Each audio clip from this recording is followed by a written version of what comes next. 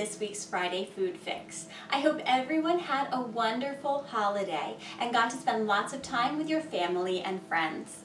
Today's recipe is going to use up some of your holiday leftovers. So if you had people over to your house for the holidays, you probably have a lot of food left over. I had Christmas here at my house and we had a big ham, and I still have a ton of ham left over. So if you still have some ham left over, this recipe is going to be the perfect way to use some of it up. We are going to be making a crustless ham and broccoli quiche. So the first thing we need is a pie dish. So grab a pie dish, and we are going to be putting a little bit of oil in it just to keep the quiche from sticking. If we were using a crust, that would keep it from sticking, but since it's crustless, it's going to get stuck to the bottom, and the oil is going to keep that from happening. I just spread it all around the bottom and up the sides. If you have a favorite crust recipe, or if you want to buy a crust at the store, you can certainly put that in the bottom. I just don't particularly like the crust part of quiche. I usually leave it off anyhow, so this one is crustless for that reason. The first thing that we're going to put in the bottom of the pie dish is some broccoli.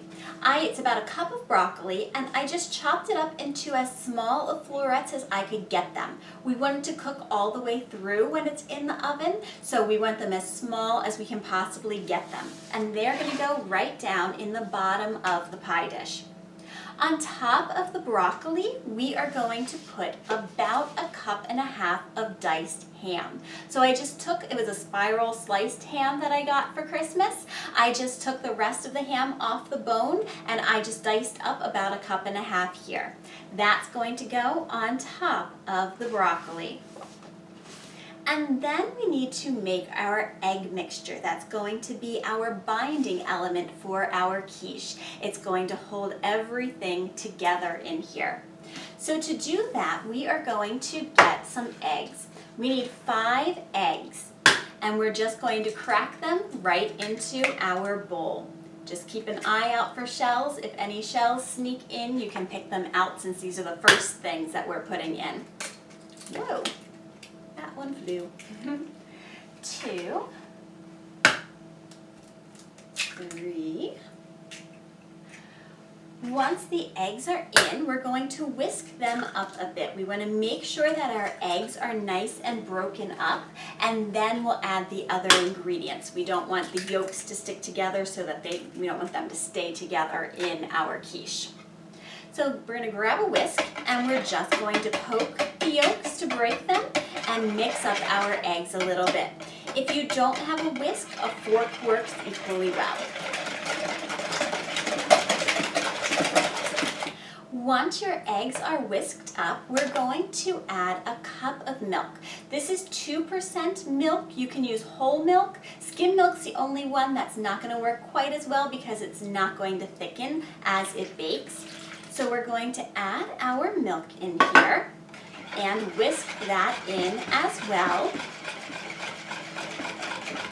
And then we just want a little bit of pepper,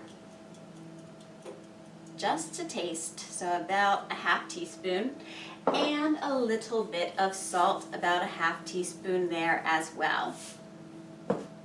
And I'm just going to whisk those in as well. Once you have your egg mixture done, all you're going to do is pour it right over the top of the broccoli and the ham.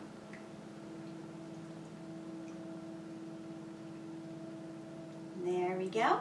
And we want to make sure that it gets all the way down to the bottom too. So I'm just going to slosh it around a little bit here, move it around so that it covers the bottom of the pan and all of our bacon and ham gets included in it when it bakes together. The last touch is some cheese up on top. If your family doesn't do dairy, you can just leave the cheese off. My family, on the other hand, loves cheese. Anything without cheese usually gets cheese added to it. So we're just going to top it off with about a cup of shredded cheddar.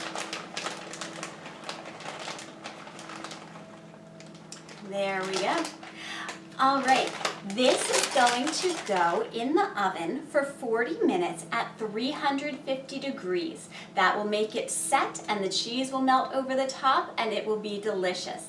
This is perfect for a weeknight meal. You can actually, this would be your make-ahead meal if you pop it in the oven, cook it for the 40 minutes. All you have to do when you get home from work is cut a slice, pop it in the microwave, and you are good to go. It is also great for lunches. I like to take a slice of quiche and a salad with me for lunch at school, and that is the perfect lunch as well, and my husband enjoys it too. All right, I'm going to pop this in the oven and I will meet you back here when it is all done so I can show you what it looks like. See you in a moment.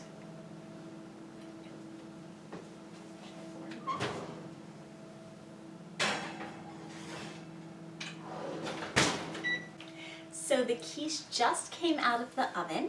You can see that the cheese got nice and golden brown on top and the egg mixture set so it's no longer liquidy. That's what you're looking for when you take it out, and 40 minutes should do it for your quiche as well.